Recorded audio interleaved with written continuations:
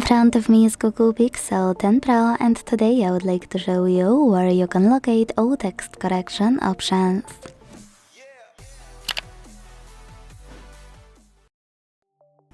Your Google Pixel's keyboard has a lot of helpful features.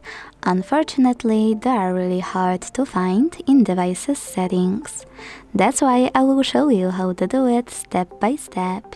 No extra apps or tricks. Just go into settings and scroll down to access system.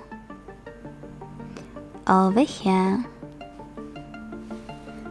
Then click on keyboard. Select on-screen keyboard. And finally hit Gboard. Now it's time to click on text correction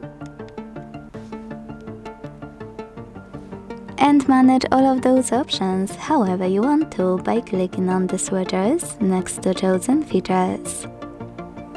Quick tip: if you want to manage all of those settings and access them much faster in the future, you can tap on this switcher next to Show Suggestion strip to activate it if it's not already on. Then, after you launch your keyboard, you can hit the gear icon at the top of it to access all of those settings right away. Thanks so much for watching. If you enjoyed this video, leave a like, comment and subscribe. Bye!